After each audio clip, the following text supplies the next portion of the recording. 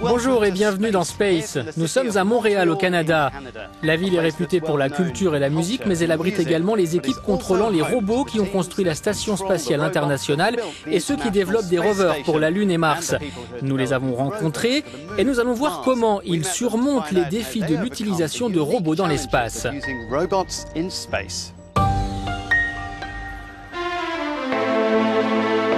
Les robots sont des compagnons indispensables pour l'homme dans l'espace. Des outils uniques qui permettent de vivre et de travailler en orbite. Et l'un des robots les plus actifs dans l'espace est le Canadarm2, qui travaille sur la Station spatiale internationale. Ses maîtres se trouvent à Montréal, à l'Agence spatiale canadienne. Voici les personnes qui construisent et contrôlent les robots de l'espace et qui forment leurs futurs utilisateurs. Depuis sa salle de contrôle, l'ingénieur des opérations, Mathieu Caron, peut diriger directement le Canadarm2 ou donner des instructions aux astronautes qui le pilotent dans l'espace. Dans quelques mois, nous allons utiliser le Canadarm2 pour attraper la capsule de réapprovisionnement Dragon. Cette capsule ne peut pas accoster toute seule sur la station spatiale. Il faut faire coïncider le cap et la vitesse, venir à moins de 10 mètres de la station spatiale, et les astronautes vont utiliser le Canadarm2 pour agripper la capsule de SpaceX. Ils doivent veiller à l'attraper rapidement, sinon une petite perturbation peut faire diverger le véhicule assez rapidement.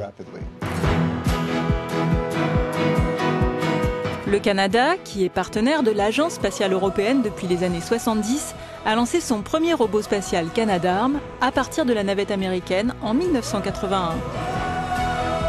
C'était une demande de la NASA de fabriquer un bras pour la navette spatiale. Il a été fabriqué et conçu au Canada. Puis ensuite, suite à ça, chaque navette a eu son bras spatial qui a été utilisé à peu près sur la plupart des missions.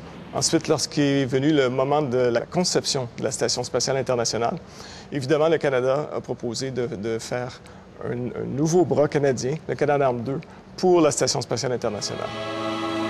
Ce bras robotique et sa main dextre constituent une source de satisfaction évidente pour le pays. Le Canada a construit Canadarm2, qui a construit cette station spatiale. Tout le monde devrait en être fier. Chaque astronaute de l'Agence européenne et la NASA doivent se former sur la robotique spatiale canadienne. Cette formation, sur un modèle de la Station spatiale internationale, est dispensée par l'ingénieur Kumudu Jinatasa. Ici, nous accueillons les astronautes. Ils viennent et ils utilisent ces modèles. Ils les configurent. Vous pouvez voir les déplacements et ils peuvent configurer chacune des articulations, le roulis, le lacet, le tangage. Ensuite, ils vont l'intégrer dans la configuration initiale de leur opération et ils vont l'envoyer à la station spatiale et ainsi manipuler le mouvement du bras en fonction de leur opération.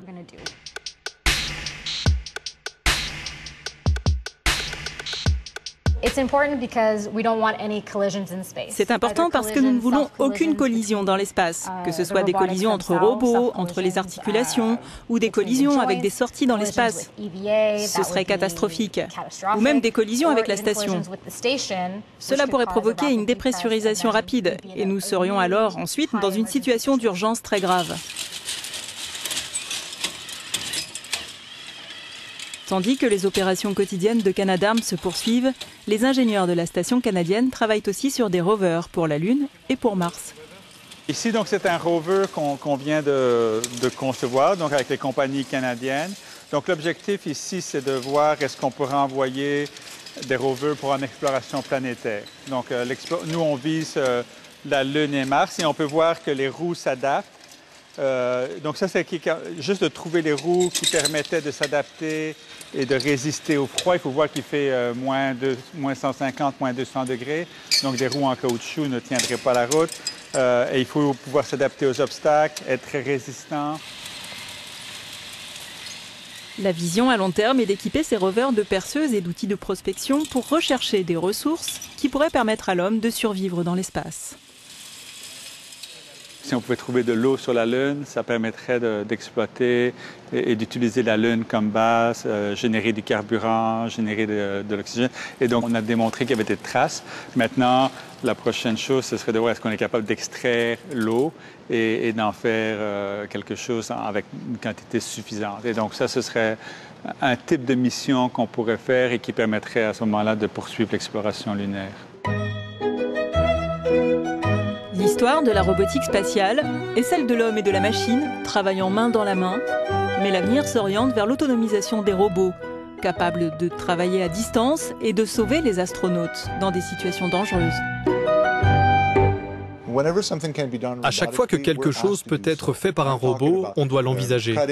Je parle de couper ou déplacer des couvertures thermiques, de dévisser des modules, de couper des longes et même d'apporter un pistolet d'injection de carburant dans le satellite, ce qui augure d'un avenir prometteur pour la robotique.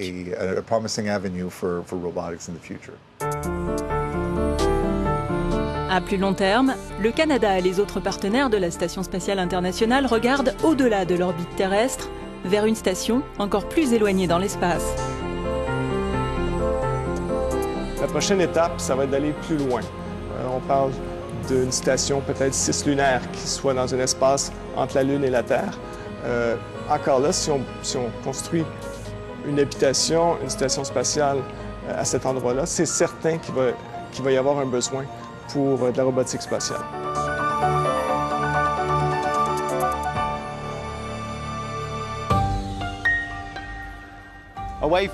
Quittons les robots à présent pour jeter un œil à la mission ExoMars dont nous proposons une mise à jour régulière. Le vaisseau spatial est en route vers la planète rouge en ce moment.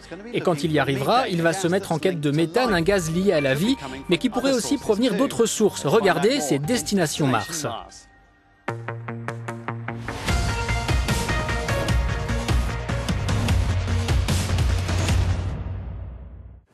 Bonjour, mon nom est Nick Thomas. Je suis le chercheur principal de l'instrument Cassis, une caméra à haute résolution de la sonde 13 Gas Orbiter.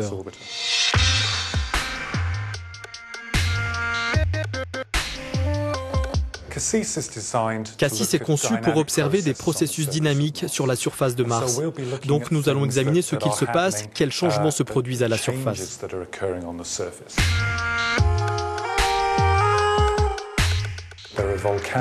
Il existe des mécanismes volcaniques qui peuvent produire du méthane et qui ont très peu à voir avec la vie dans ce cas particulier. Nous savons qu'il y a des impacts de météorites sur la surface de Mars. Cette situation expose la matière fraîche sous la surface et cette matière fraîche pourrait contenir des traces de gaz, comme du méthane par exemple. Nous avons également des preuves d'avalanche. Il pourrait y avoir du gaz pris au piège qui a été ensuite exposé, a pu pénétrer dans l'atmosphère et peut-être est-il détectable avec les instruments de la sonde 13 Gas Orbiter. La production de méthane n'a pas forcément quelque chose à voir avec la vie. Il y a d'autres processus qui peuvent produire du méthane. Donc rechercher des traces de vie n'est pas insignifiant et en trouver la preuve est très difficile ici. C'est tout pour aujourd'hui depuis Montréal, mais vous pouvez suivre le fil des actualités de l'espace ou regarder d'autres épisodes de Destination Mars sur euronews.com.